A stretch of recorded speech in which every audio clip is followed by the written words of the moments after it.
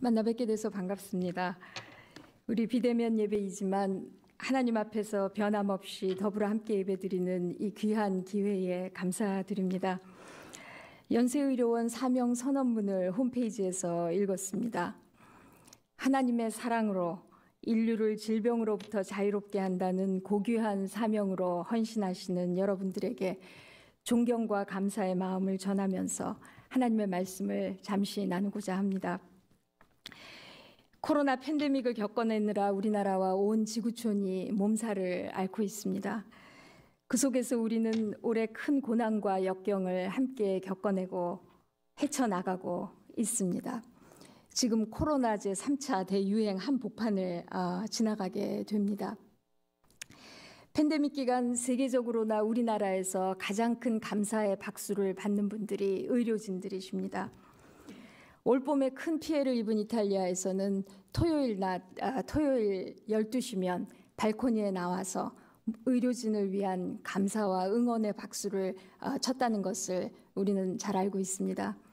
또 파리 같은 곳에서는 매일 오후 8시에 시민들이 의료진과 경찰들을 위해서 박수를 쳤다고 합니다. 우리나라 방방곡곡 교회에서도 감염된 환자들과 가족들 그리고 의료진들과 방역 관계자들을 위해서 기도를 드리고 있습니다. 팬데믹 기간이 아니라고 하더라도 이 의술을 인술로 베푸시는 의료진이야말로 매우 특별한 분들이십니다. 생명을 살리시고 치유하시는 하나님의 거룩한 도구가 되는 분들이기 때문입니다. 하나님의 사랑으로 인류를 질병으로부터 자유롭게 하는 사명감을 지니신 의료진들은 이웃과 사회 그리고 다음 세대들에게 크나큰 영감과 감동을 주시는 분들이십니다. 과거에도 그랬고 현재에도 그렇습니다.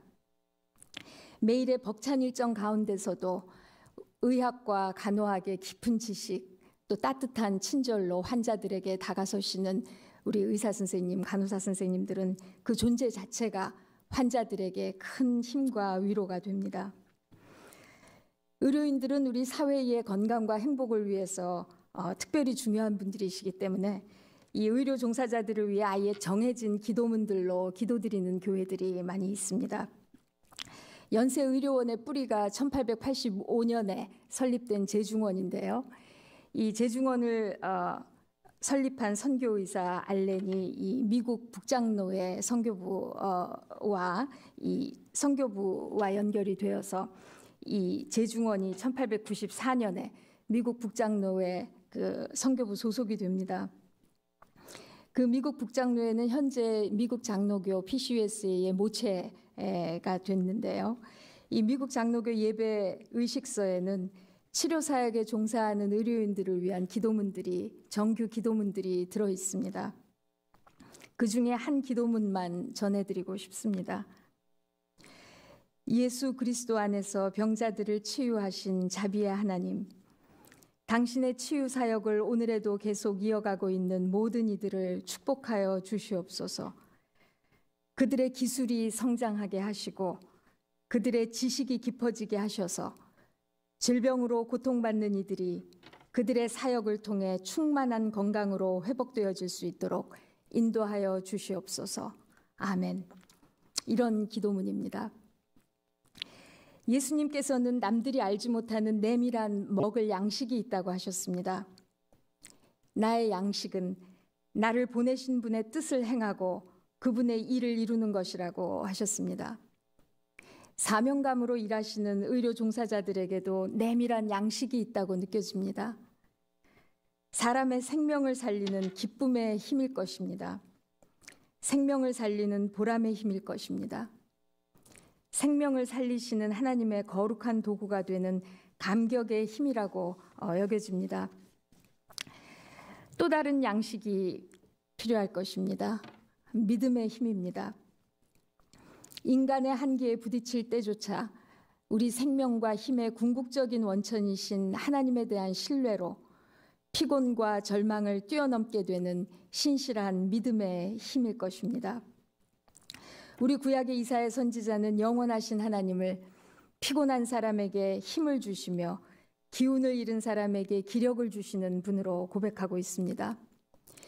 비록 젊은이들이 피곤하여 지치고 장정들이 맥없이 비틀거려도 오직 주님을 소망으로 삼는 사람은 새 힘을 얻으리니 독수리가 날개를 솟아오르듯 올라갈 것이요 뛰어도 지치지 않으며 걸어도 피곤하지 않을 것이라고 이사야는 증언하고 있습니다.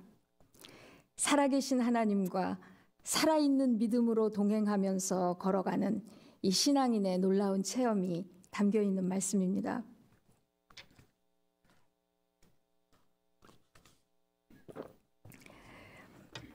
오늘 본문 말씀에서도 사도 바울은 내가 약할 때 강하다는 그런 역설적인 고백을 하고 계십니다.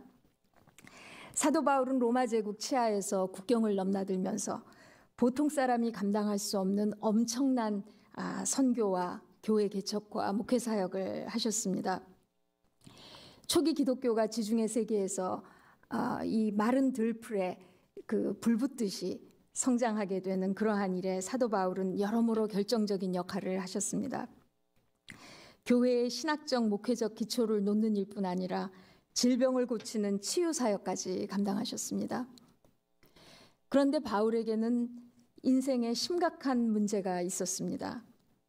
남의 병은 고치면서 정작 자신의 병은 고치지 못했던 것입니다. 바울이 알았던 질병이 간질일 것이다, 눈병일 것이다, 여러 추측들만 하고 있지 확실한 것은 알 수 없습니다.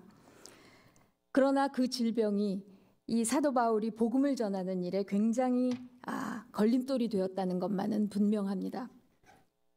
만약에 간질이라고 하면 설교를 하다가 간질을 일으키는 그런 설교가가 어떻게 효과적으로 사람들에게 그 하나님의 능력을 증거하실 수 있었겠습니까?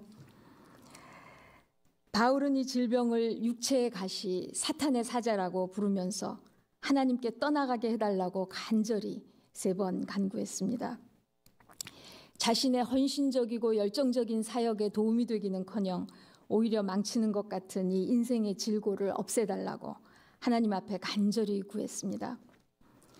그런데 주님은 병을 고쳐주시지 않고 그 대신 깊은 깨달음으로 응답해 주셨습니다. 하나님의 사명을 감당하는 자는 그 길을 걸어갈 때 약할 때조차도 하나님의 풍족한 은혜와 능력을 덧입을 수 있다는 깨달음이었습니다. 자신의 힘이 아니라 하나님의 힘으로 오히려 강해질 수 있다는 역설적인 깨달음이었습니다. 그렇기 때문에 바로 내가 약한 그때에 강하다 이렇게 선언을 하셨습니다. 우리 인간의 닫혀진 합리성, 또 이 폐쇄적인 인간 중심주의 이런 것들을 훌쩍 뛰어넘어서 하나님의 신비의 세계에 자신을 활짝 열어놓은 그런 신앙의 결론을 내리셨습니다. 사도 바울은 자신이 살든지 죽든지 영원하신 하나님께 속한 존재라는 정체성으로 살았습니다. 그래서 역경과 환난 속에서도 세상이 줄 수 없는 기쁨과 평화를 누릴 수 있었습니다. 우리 사람들의 일상적인 경험의 한계 내에서 불가능해 보이는 것이 믿음 안에서 가능하다는 것을 체험했습니다. 그리고 이 복음의 능력을 증언했습니다. 바울이 감옥에 갇힌 상태에서 빌립보 교회에게 보낸 편지가 있습니다. 빌립보서죠. 이 빌립보서에서 바울은 교우들에게 기뻐하라고 권합니다. 빌립보서 4장의 그 유명한 말씀입니다. 주님 안에서 항상 기뻐하십시오. 다시 말합니다. 기뻐하십시오. 여러분의 관용을 모든 사람에게 알리십시오. 주님께서 가까이 오셨습니다. 아무것도 염려하지 말고 모든 일을 오직 기도와 간구로 하고 여러분이 바라는 것을 감사하는 마음으로 하나님께 아뢰십시오. 그리하면 사람의 헤아림을 뛰어넘는 하나님의 평화가 여러분의 마음과 생각을 그리스도 예수 안에서 지켜줄 것입니다. 바울의 믿음의 힘은 약한 그때에도 흔들림 없이 굳게 설 수 있는 비법이었습니다. 바울은 이 믿음의 비법 때문에 옥에 갇혔을 때에도 죽음의 위협 앞에서도 자유인의 기쁨과 평화를 누렸습니다. 바울에게 중요한 것은 하나님을 알 뿐만 아니라 하나님께 알려지는 것이었습니다. 세상이 알아주는 존재가 아니라 하나님이 알아주시는 존재가 되는 것이었습니다. 이 그네 타기 서커스단의 매력에 푹 빠진 영성가가 있습니다. 우리나라에도 잘 알려진 헨리 나우엔 신부님입니다. 이 공중 고개사가 그네를 타다가 텅 빈 공중을 새처럼 훌쩍 날아갑니다. 또 캐쳐가 아슬아슬한 순간에 손을 내밀어 그 고개사를 꽉 붙잡아 줍니다.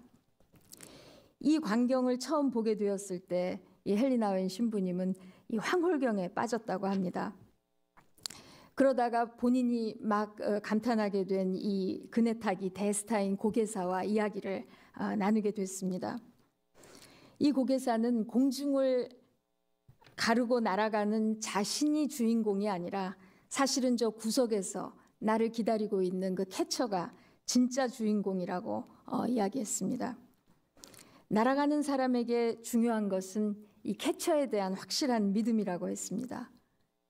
공중을 날아가는 사람이 자기 재주로 캐쳐의 손을 잡으려고 하다가는 둘 다 팔목이 부러질 수 있다고 했습니다.